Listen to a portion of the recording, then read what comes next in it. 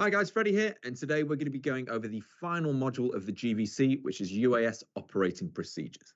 So in this module, we're all going to pretend that we are fully qualified pilots, we've got our GVCs, and we're doing our first ever job.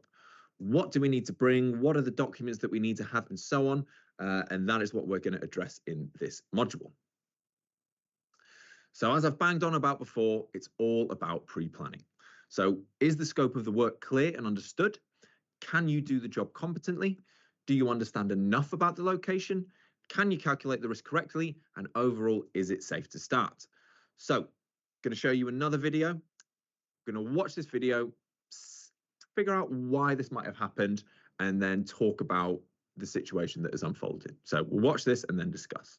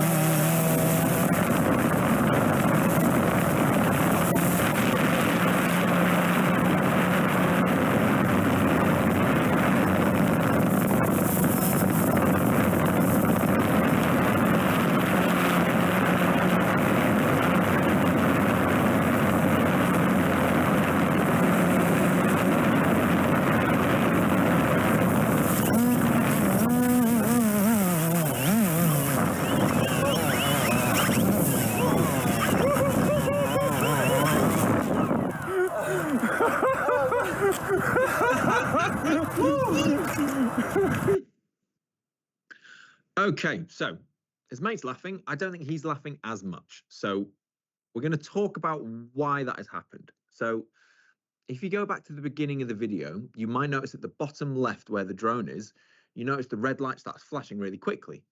Some of you might know what that is, some of you don't. Basically, that is a critical battery warning. So the battery is now below 5%, it's running out of battery, it's automatically returning to home. Now, when you look at that video, consider the area they're in. Again, we're thinking of the drone. Is this a congested area? Are there lots of people around? It's a residential area that would be considered congested. So we would need to think, okay, what weighted aircraft am I going to be flying in that area? Now, think about all the people that could be coming out of there. Remember that buzz number, that 50 meters from uninvolved people? We need to make sure we ensure that at all times. Now, that aircraft has come back and it's landed in that little body of water. Truth be told, that was probably the best outcome for that pilot. Now, the pilot might disagree with that, but all those houses along there, if he landed and that crash landed in someone's back garden, knocks over a plant pot, smashes a window, whatever, that is their property. Your drone is now on their property. You've caused property damage. Remember what article it was? Article 241, recklessness and endangerment of any person or property. So a very high risk area. You might have noticed the church at the top. You crash your drone into a church. I think there's going to be a lot of people that aren't too pleased with you. Now, again, think back to the pilot when it got that low battery warning. As mentioned in module 7, the previous module, the location accuracy is around about 1 meter using GPS. Where that drone landed and where we assumed he took off from, which was just above that landing pad area, landing area, that's traveled further than 1 meter. Now, why has it done that?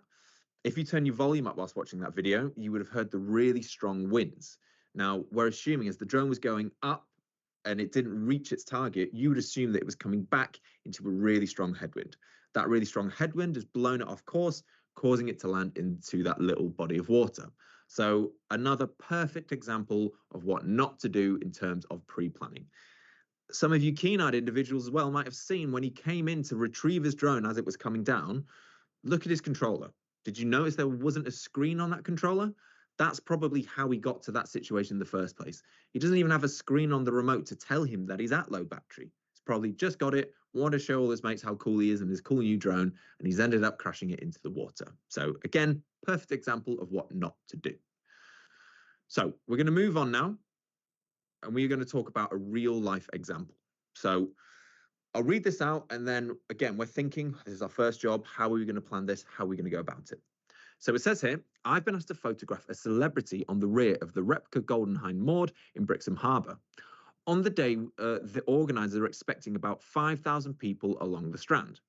Where I want to operate from is the slipway adjacent to the Strand. Is this okay under my permission from the CAA? So this is what our situation looks like here.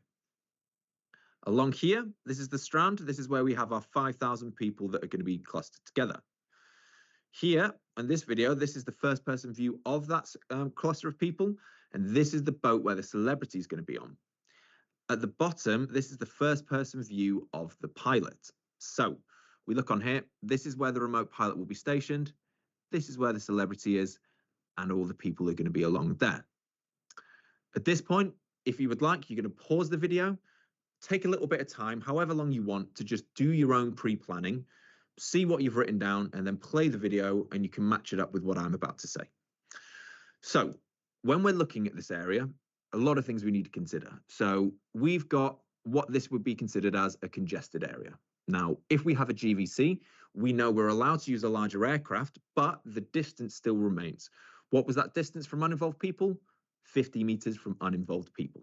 So we're having to keep that in our minds at all times. So our celebrity is on this boat here. Now, if we're looking at this picture in the top right, if I want to have my drone close to this camera to get a good area, now I'm going to be 50 meters, closer than 50 meters to those 5,000 people along the Strand. Now, let's be honest. Can you expect to get 5,000 people under your control? Absolutely not. All it takes is one person in that crowd to go, no, I don't want to be involved. Now you have to treat them all the same. But let's play devil's advocate here. Somehow, through your amazing pre-planning skills, you've got 5,000 people under your control. Brilliant. Are you in the clear now? Does that mean you can fly wherever? No. Let's have a think. I might have these 5,000 people under control, but what about all these people around the side? What about all the people in other boats? What about people on the harbour there? So you go, okay, so now I'm going to have to start moving the drone back. I'm going to have to start moving it back. Again, here, I might be above people who are walking along here.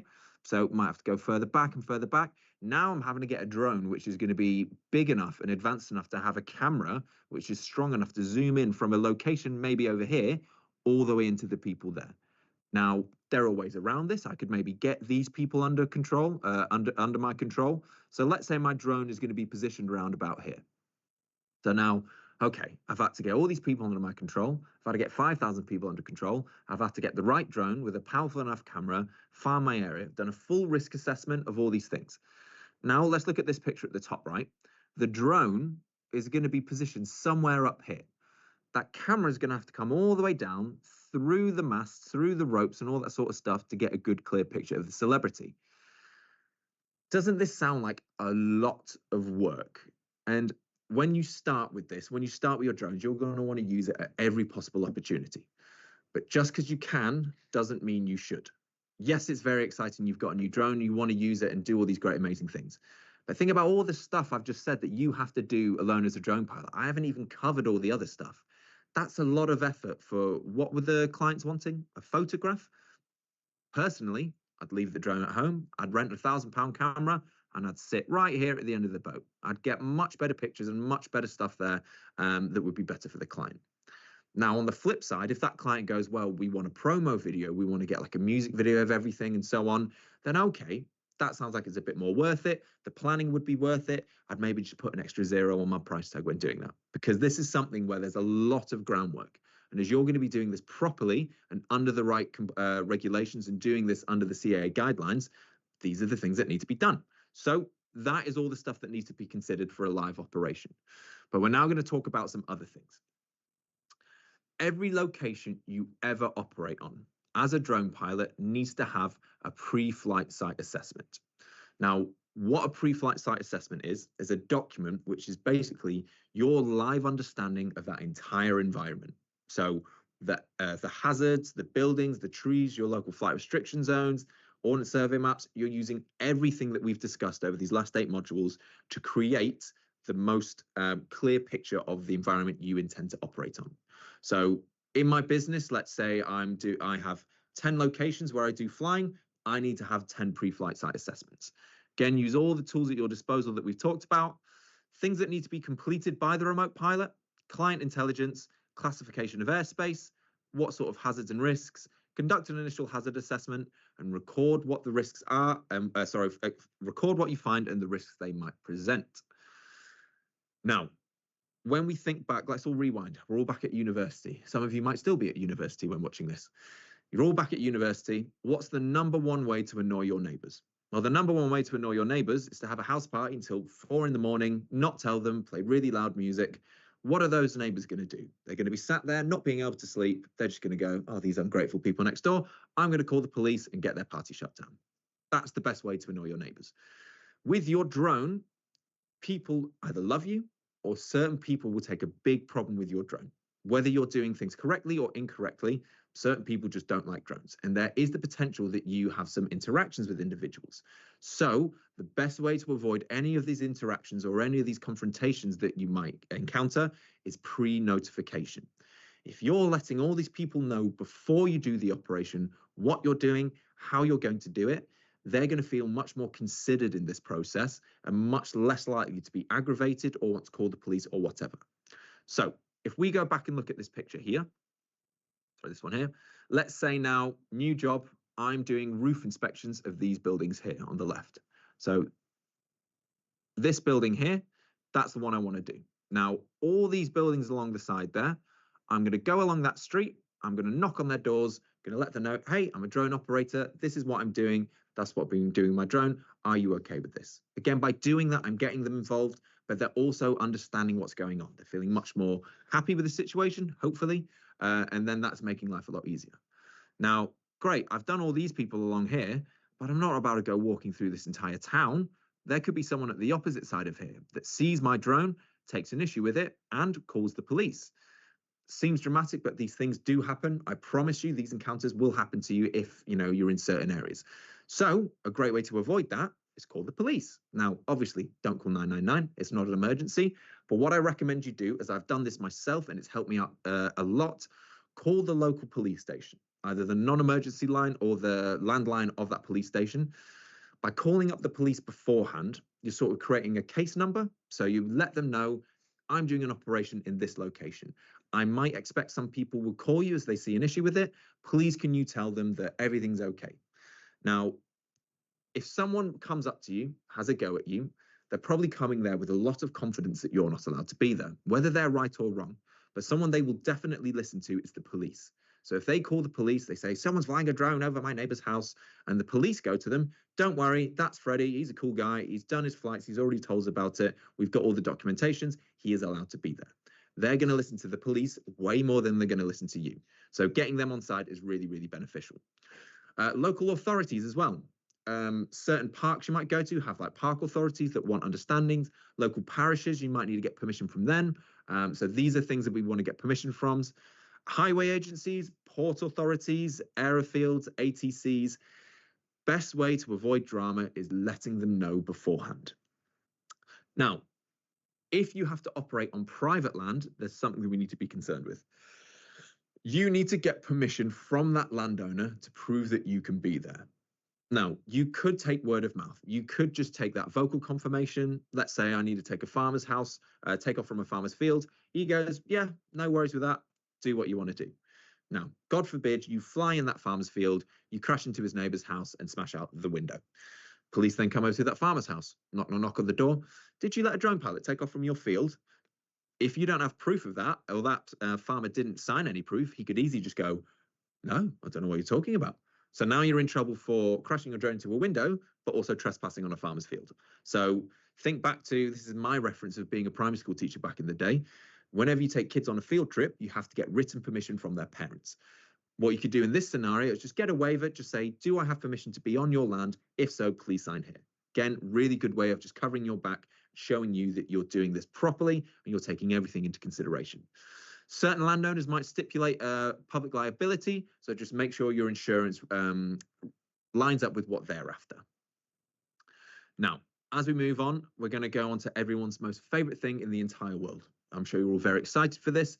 It is the super fun risk assessments. Now, I know we've all probably done risk assessments before. They're not the most pulse raising of things. However, they have to be done. Like in any situation, these risk assessments are really important as you're the remote pilot and it's your responsibility to ensure the safety of your crew, personnel, and other third parties. So we need to know what are the hazards, what is the risks, and also how can you mitigate those risks. You might or might not know this, but calculating risk on any sort of risk assessment matrix is severity times likelihood.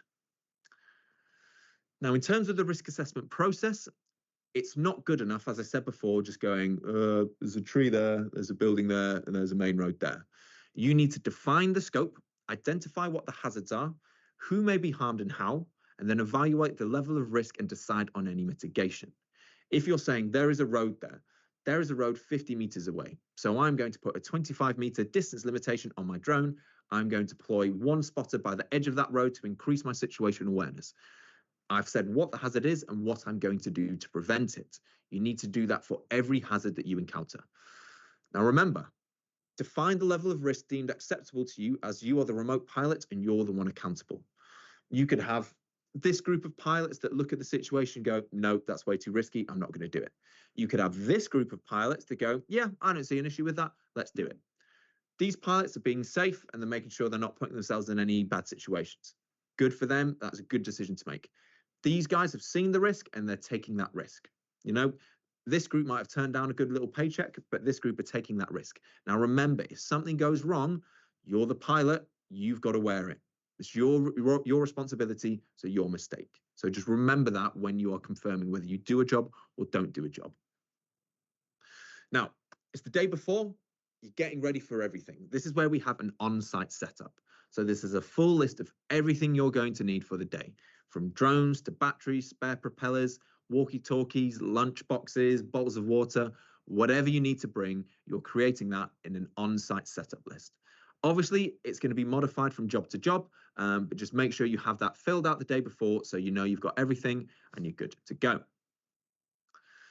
Now, remember with the risk assessment forms that you are considered the same as manned aviation, or you're planning to the equivalent level as manned aviation. Don't just think, oh, I'm acting as a drone pilot. View yourself as manned aviation, because that is what you are viewed at by ATCs and all that sort of stuff. So that is the level of risk that we are planning for there. Now, ground equipment, this is what we recommend at Copters for you to bring to your sites. So an anemometer. Anemometer is used to detect wind speeds. So that's obviously really beneficial for being in your site, knowing what the wind speed is in that moment, and then planning accordingly. Appropriate clothing. It's -5 degrees. I'm absolutely freezing. I'm bringing my North Face puffer jacket, my big woolly beanie, and my gloves. Obviously, if it's 35 degrees, I'm wearing my t-shirt. First aid kit, obvious reason, you slice your finger, you want to be able to fix that. High-vis vests. Now, for some reason in society, we see someone with a high-vis jacket, all of a sudden we don't question it. See someone with a high-vis, we assume that they're official, we assume they're there for a reason, we usually don't bother them. You're driving on the road and you're in roadworks and you see the roadworks, there's a bunch of guys in high-vis digging holes in the ground, you don't bat an eyelid. But if you went around the next corner, came up to a bunch of people in tracksuits and hoodies and puffer jackets digging holes in the road, you'd think, what on earth's going on here? For some reason, when you put on a high-vis jacket, everyone just thinks you're nice and official. So when you're operating, have a high-vis. It just makes you look the part, and also you can identify who's in your team and who isn't in your team. It just allows to keep everything safer and more official. Launching and landing tarp. So as you see at the bottom here, we've got a little helipad. You just need to have something that you define as your landing pad. Issues with these things where you have to peg it into the ground, if I'm taking off from concrete, there's an obvious issue that we're going to encounter there. So you can have helipads like that. I've had people do flight tests where they've brought kitchen tiles, put that down on the ground. They said, that's my landing pad. I left mine at home. It's rogue, but that's what they said their landing pad is. As long as everybody is aware that is where someone is taking off from and landing from, that is fine. Cones and warning tape. So I 100% use these little pop-up cones for my operating area. I put cones out usually 5-meter distance from the landing pad in the middle, and I'm basically saying to everyone involved, nobody is allowed inside that square other than myself to place the drone down and then to retrieve the drone. Now, if you suck at landing, all you can do, you can just make that even wider. And that's you basically saying, look, I'm not confident landing, so I need more space to land. That also might be beneficial if you've got really windy days. For any of you fixed wing flyers, anyone who's used a Wingtra before, Wingtras are vertical takeoff drones. And sometimes where they're coming into land on windy days, they can be pushed off over a meter from where they took off from. So in situations like that, you'd want to spread the area. Warning tape. Now, be careful with warning tape. As I've mentioned before, if it's public land, we don't have authority to stake claim to this land and say no one is allowed here. You could have warning signs and tape just to alert people, but I don't want you cordoning off entire parks like there's a sort of crime scene investigation going on. Also, by putting tape up around like that, if your drone flies into it, catches on the propeller, you can see the issues there. But that's some things that we recommend. Fire extinguisher, obviously, in case your drone catches fire. And finally, spectrum analyzer. Those are used to detect radio frequencies. Now, if you're in, a nice suburb or out in the open areas with nice rural areas, you're not really going to need a spectrum analyzer. This is probably more beneficial if you're in like close to military bases, places where there's lots of Wi-Fi, lots of internet, lots of things that could interfere with your aircraft. But make sure whatever is defined on your ops manual, you have with you. Now, getting close to the end, talking about communication. So we need to be able to communicate with our crew, the client, and especially emergency services. Obviously, if your drone's flying,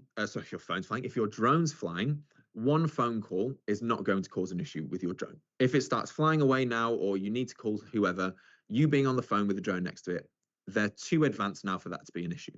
But we want to have phones there in case we do have a flyaway to immediately call the air traffic control. When it comes to my crew and personnel, think about a big square as our operating area. Let's say we're doing a survey of this square. Now, at each corner of the square, let's say that is a footpath where dog walkers and people can come on. If I'm stood in the middle of that square and my spotters are just, an arm's reach next to me looking at those 4 points, they're going to be able to spot those dog walkers the moment they enter the field. The moment they enter the field, I've got now this short amount of time to get the drone down or move it out the way. Now, again, think of that square, but I've put my spotters at the entry point of each corner like that. So now they can see the dog walkers before they've even got close to the field. By them having walkie-talkies, they can talk to me, say, Freddie, there's a dog walker coming, land your drone. I've landed my drone well before anyone's got anywhere near that park. So it's a really good way of increasing your situational awareness and keeping everyone else nice and safe. Now, you've turned up to the location, you've planned and you've planned and you've planned, you've done as much as you can, you've turned up, and now all of a sudden there's a fair on the field, or there's something there that you haven't planned for. This is why we have an on-site survey. So an on-site survey is for you to turn up, see if anything is different with your area or any sort of hazards, record these things down, plan what you're going to do, and then crack on with the operation. By doing this and creating this on-site survey, we're able to establish who is under our control and how we're going to do the operation. So that is the benefit of our on-site surveys. Now we've turned up, hopefully, because you're a good drone pilot, you've already considered the weather. We've already planned for it. We know what it's going to be like, but we live in the UK. We know what can happen sometimes. The weather just decides to do whatever it wants. So turn up. Has anything changed from what you planned? Do your anemometer checks, check your weather apps, any wind speed direction changes, and so on and so on. Make sure we're planning for this, and also have a toolbox talk with your client. Are you going to risk flying in the rain? Are you going to risk waiting? It's your decision. This is what we plan for. Now, think back to that example I told you about a square. You're thinking, well, if they're going to come in and land, if they've come onto my park, I can land that drone quickly, it'll be fine. Well, some things you might not have considered are things like this.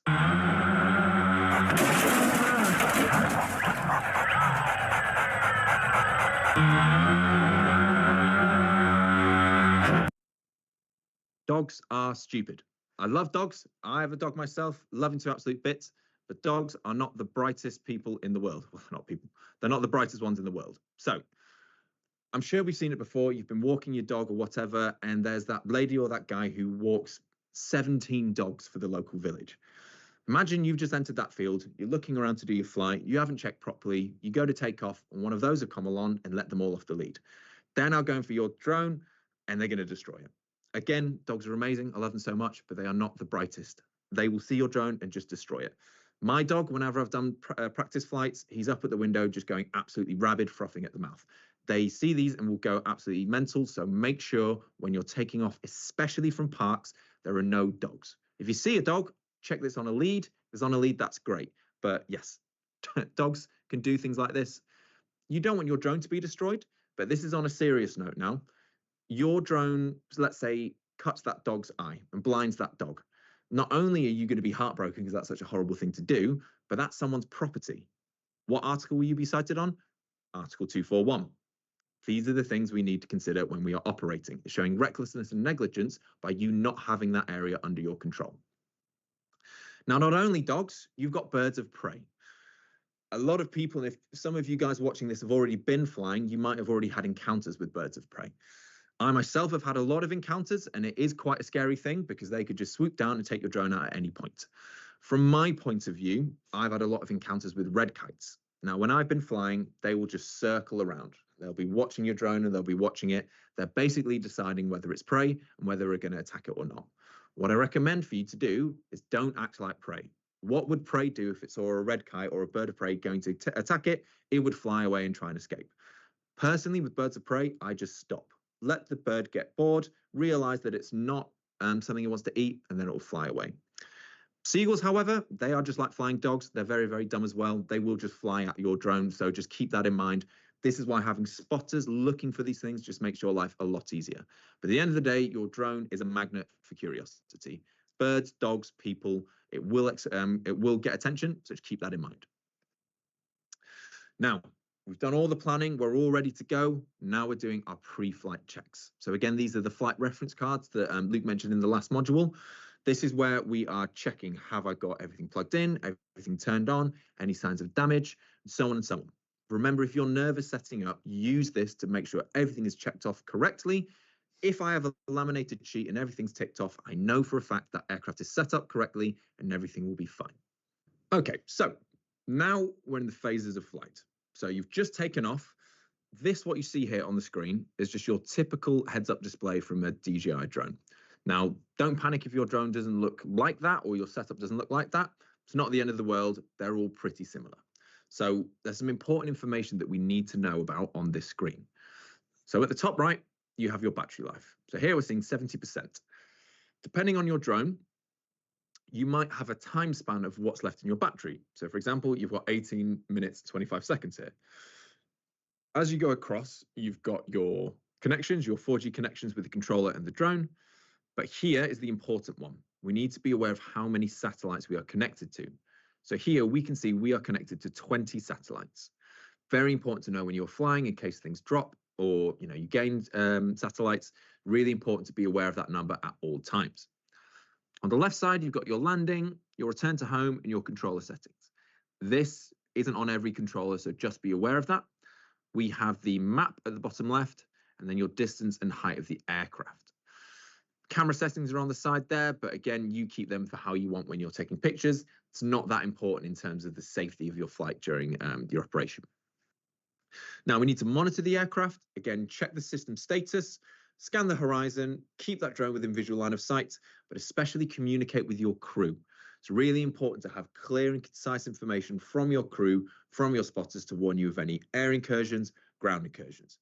Curiosity killed the cat. So think of the drone pilot getting distracted by all these things. It's the spotter's responsibility to give clear information of that's a plane on your right. No, nothing to worry about. Carrying with the operation. There's a dog on your 6, but it's on a lead. Don't need to worry. But then when there's something serious, bird on your 7 o'clock, stop. Nice and clear, nice and concise. The pilot knows to stop, deal with the situation, and go from there. Now, you've landed your drone. Remember, the fun does not stop there. You have your post-flight actions. Remember what is considered absolutely mandatory. That is our pilot and flight logs when we are doing our operations. Make sure we have that recorded down, where the aircraft's been, and so on and so on. Crew debriefs, also really important. Remember, if I've got 3 or 4 spotters, they might have their responsibilities. It's my job, once I finish the operation, to talk to them, see what they saw, talk about what they saw, discuss my own flights, what they thought about my flights. Again, be honest. If you sucked, if you weren't very good at flying, be honest about it, because then people can talk to you, help you in that situation, and hopefully create a safer flying environment for the next time. Here we're just having a quick look at the pilot logs. If you want, just pause here and have a look at the picture just to give you a better understanding of what a pilot log looks like. Now, as we move on, we're going to talk about emergency procedures. God forbid you ever have any of these, but we need to know exactly what to do in case you encounter some of them. Good thing is we already know how to do half of these, not through me teaching you, but it's through common sense. For example, loss of power. You're on 90%, all of a sudden your drone goes from 90% to 30%, just like that. What are you going to do? Well, if I've lost all my battery, I need to land as soon as possible, either return to home or manually land it straight down. Loss of control. I'm flying my drone forward, it's gone up to the back right. It's weird, I've gone left and now it's doing barrels over to the top left. What's going on there? I don't know. I can't manually fly that back, so I'm going to hit return to home. That drone will come back and land itself automatically. Loss of GPS. Well, you better hope the return to home functions work, because if it doesn't, there's not much you can do, because then you will have a flyaway. Now, I'm going to talk about flyaway in more detail in the next slide, as there's a bit more that comes to it. Fire. Well, if my drone's on fire, I don't really want to return it to home right in front of me. I'm either going to land it straight down or cut the rotors. It's on fire. You're not really going to get that drone back. We need to do damage control here. Get it out of the sky as soon as possible. Structural failure. I'm flying along. I hit a tree and now my left propeller snapped off. My drone's barreling around in a circle. I've still got connection to it. What am I going to do? Well, I can't manually fly it because I've lost a propeller. Cut the rotors, get it down out the sky as soon as possible. Air incursions. Nice and simple, this one. You're flying along and then a helicopter comes along, flying right towards your drone. What are you going to do? Just lower my aircraft, let the helicopter go over, avoid a collision. Ground incursions. Now, there's two possible ways of dealing with this. Number one, let's say there's an old person coming from the building. It doesn't have to be an old person, it could be whoever, coming out from the building. It's got a massive issue with your drones. Effing and blinding, saying all the rude words under the sun. And then what are you going to do? If they're close to me and I can't get out the way, I'll go up and out the way, 50 meters away, deal with the situation there. If I've got enough time, let's say they're further away, if I can land the drone before they get here, then that's probably the best thing to do. Get it landed, retrieve your drone so they don't come over and drop kick it before you've had a chance to retrieve it. Get that aircraft down as soon as possible. But again, if you don't think you have the time to land it, get your aircraft up and out the way, 50 meters at a minimum, and deal with the situation there. Now, flyaways. This is probably going to be the scariest thing that would ever happen to you if it did. Fingers crossed, touch wood, never going to happen to you. But if it does, we need to know exactly what to do. So there are three things we need to consider. The first thing is, where is that drone going? Because you're a good drone pilot and you're not getting task fixation, you're aware of the distance, height, and speed at all times. You're aware of your battery life and what direction you were facing and going. So by knowing that, I can then call, or the second step is calling the emergency services. So I know where the aircraft is, I know where it's going to end up. I'm now calling the emergency services. I'm calling air traffic control, letting them know where the aircraft's heading up, and I'm calling the police, the fire brigade, all that good stuff there to basically prepare for an inevitable crash. The third thing, you are still responsible for that drone. So you can't just go, oh, fly away. All right, whatever, and go home. You're responsible for it. Call the emergency services and get after that drone if you can. Obviously, if you're in the Yorkshire Moors or you're on the coast and it's heading off into the ocean, there's not much you can do there, but you are still responsible for this. You have to try and retrieve that drone as best as you can. Now, pilot incapacitation. I didn't address that in the last slide because I wanted to have a bit more time to address it here. The most common form is supposedly food poisoning, but from my own personal opinion, I feel like the symptoms of food poisoning, you'd have a good 5-10 seconds before they occur for you to then maybe hit the drone, return to home, land the drone, or whatever. Me personally, what I've experienced is heat stroke. If you're out in 35-degree heat, you're out in the field all day, all of a sudden you've gone light, dizzy, you haven't drank enough, it could potentially faint, it could be some big issues there. So before your operation, you have to give a brief, including your pilot incapacitation.